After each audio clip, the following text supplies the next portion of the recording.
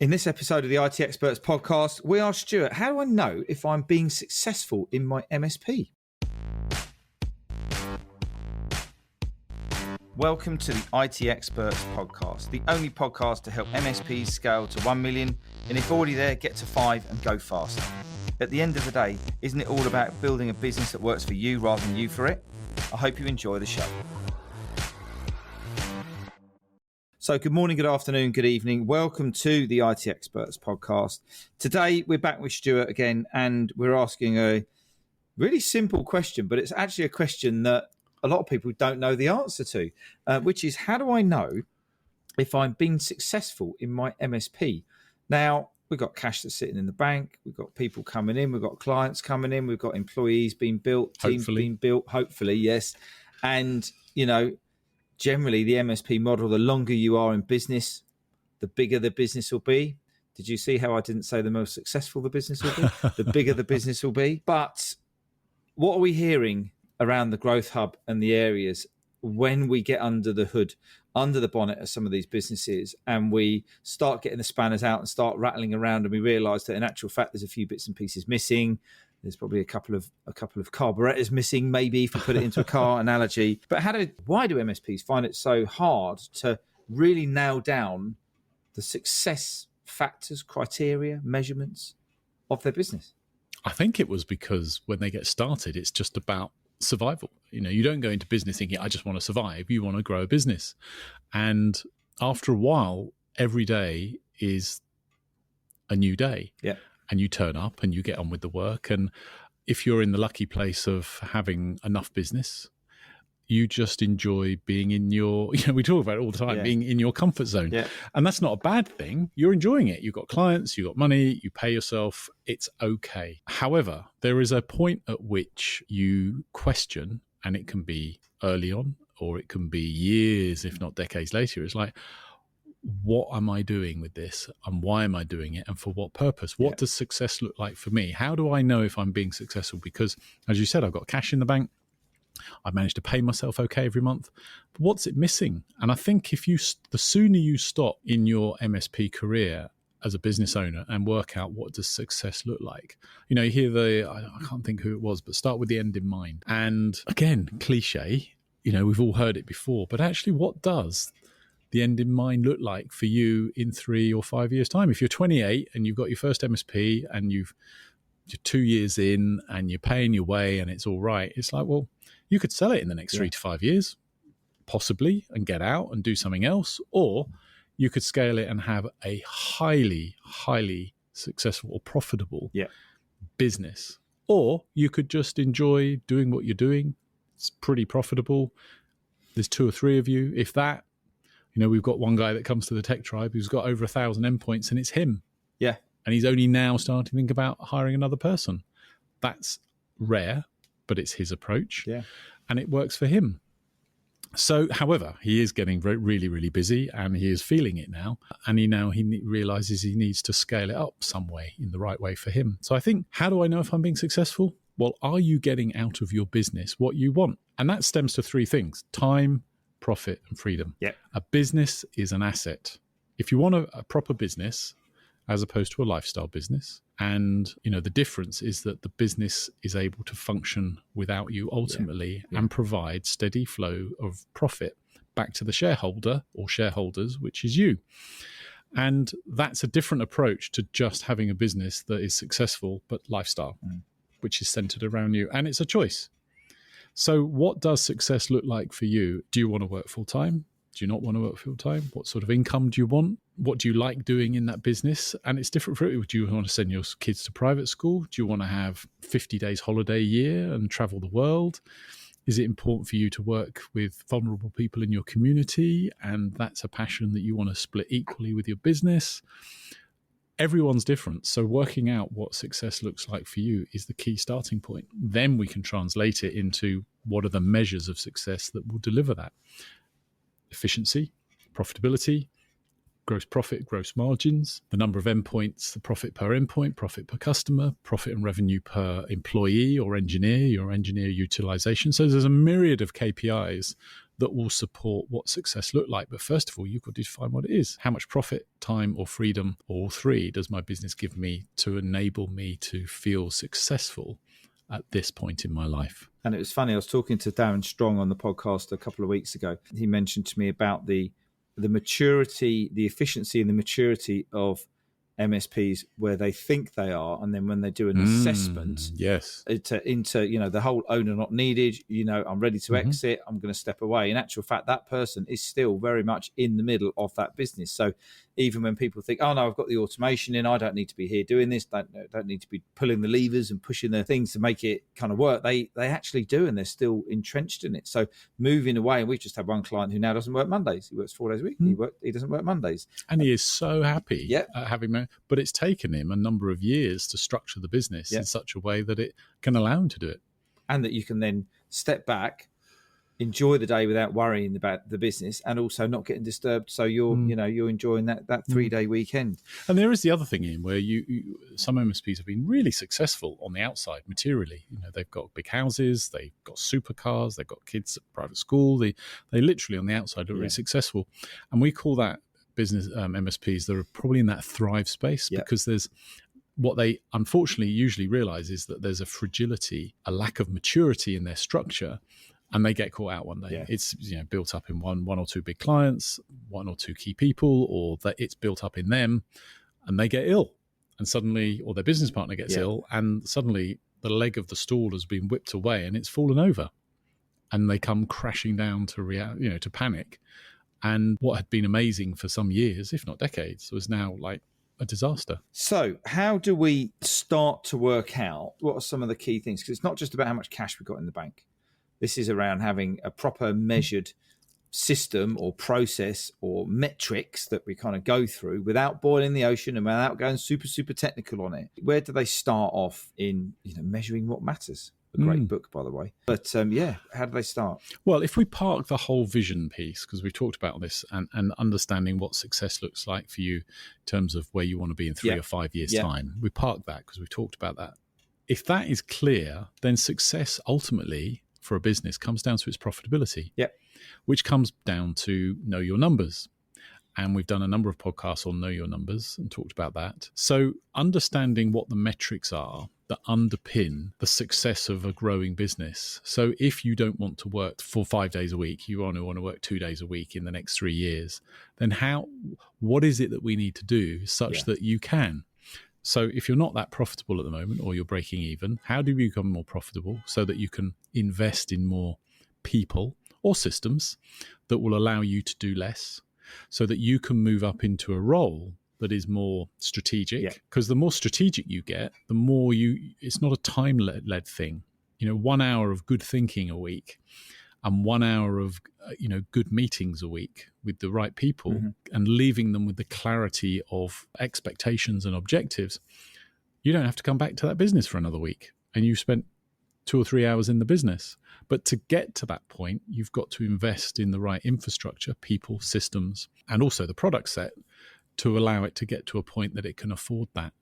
And so breaking down the key elements of what you need to deliver your level of success. So if it's this 3 days a week or 2 days a week, then what do you need to let go of, and who do you need to employ such that you're not needed in the business so often?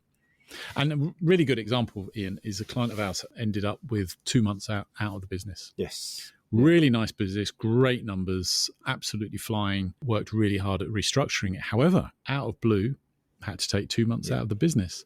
What was amazing was that business carried on running, even though they just lost their SDM. However, the insight, though, was it didn't grow from a sales perspective because the business owner was the sales engine, not the marketing engine, the sales engine. So things didn't get followed up on, new things didn't get pushed through, leads didn't continue to be pushed up on.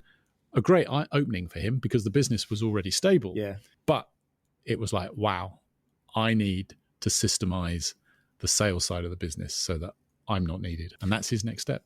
And that's the great thing about not only the model, but when you think about things strategically, whether it be your health, whether it be a family situation, whether it be just like, do you know what, I want a couple of months off to go on holiday or go and do some traveling or something like that, then, that's why as we keep saying, the MSP model is such a powerful business model because it's so profitable, or it has the opportunity. Yeah, it is. So And just another example springs to mind. One of our Momentum clients joined in September, and one of his goals, he was very frustrated that he couldn't go on. He wanted to go on holiday for 2 or 3 months with his wife and his young children, and the business not to need him. And I know we talk about that, but he genuinely, that was a really, really top of his list goal. And within 12 weeks, he was testing it by taking 2 weeks off. And he's now taken another 3 weeks off and just testing it to see what falls out of the woodwork in terms of being away from the business. And he's learning from what's showing up and what's not showing up, what's working, not working. And he's pretty much on track for, it's going to be 10 months away, being able to take 8 weeks off. So let's get down to the nitty gritty then. What are, if we were going to say that we've got the 4 or 5 key measures, metrics, whatever we want to term it, that each and every MSP should be checking out rather than their bank balance, what would they be? They're some of the classic ones. Yep. There aren't any sort of new magical things in running a business and scaling a business. But the first one is cash flow. Is cash flow positive all of the time? And if it isn't, why not?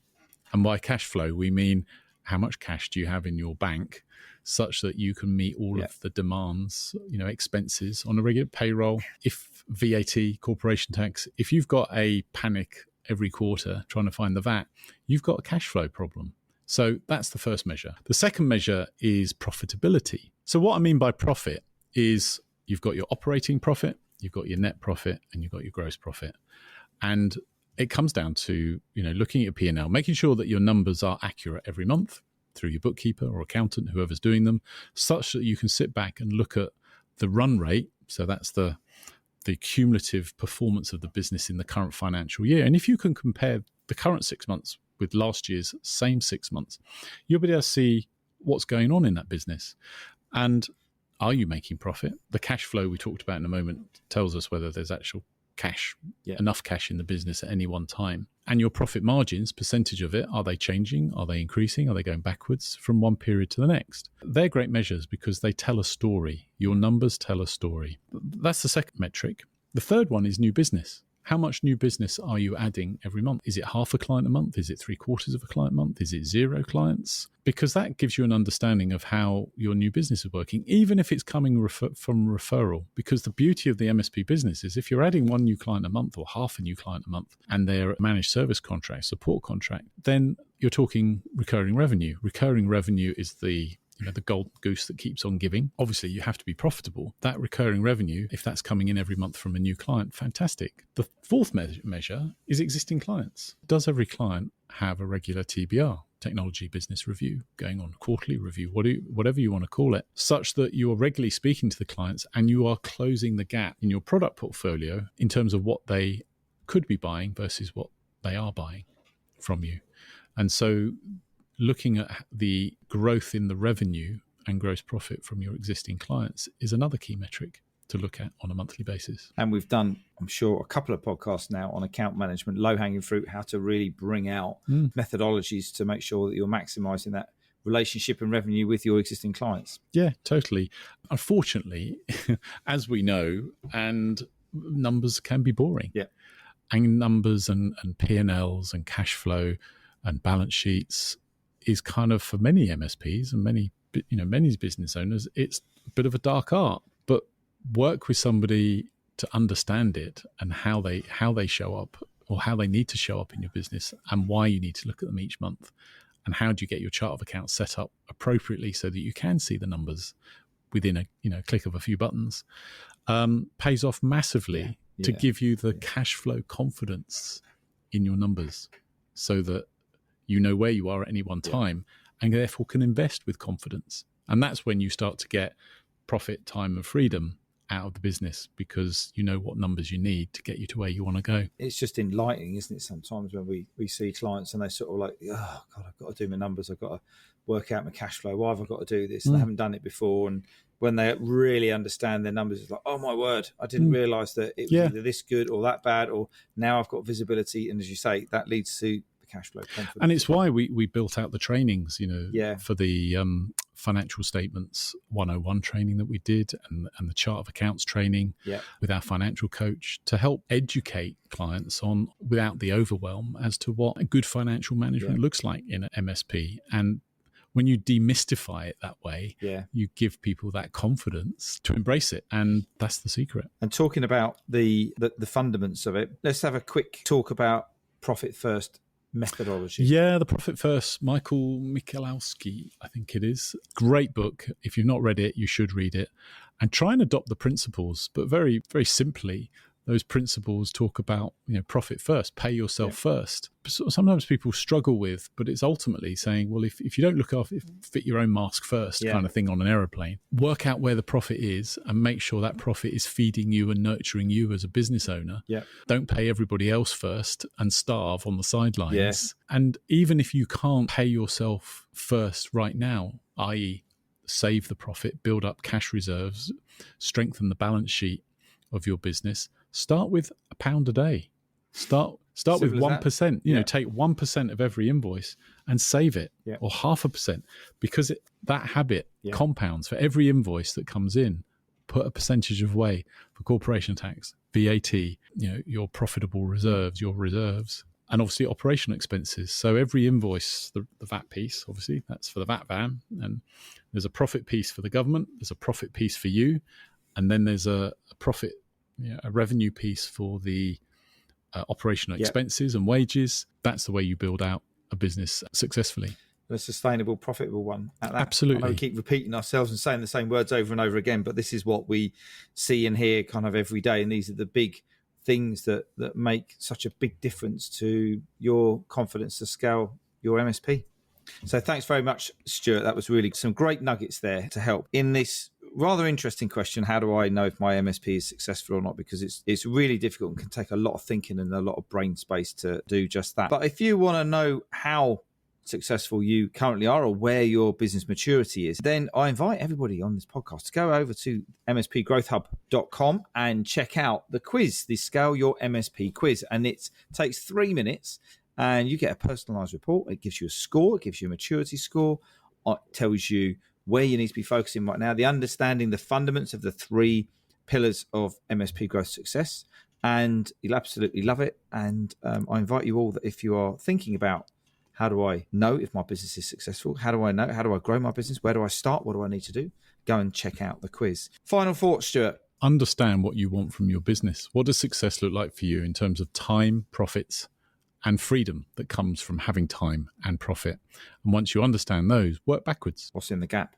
What's in the gap? What do you need to do in the next 5 years, 3 years, 12 months, and 16 weeks? To get you where you need to be. Brilliant stuff.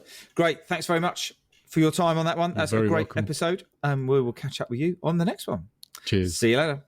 So I hope you enjoyed the show. If you did, I'd love it if you could leave a rating and review on your favourite podcast platform. If you want to learn more about how to take your MSP to $1 million, or if you're already there, go faster, then come and join Stuart Warwick and myself in the Scale with Confidence Facebook group. The link is in the show notes.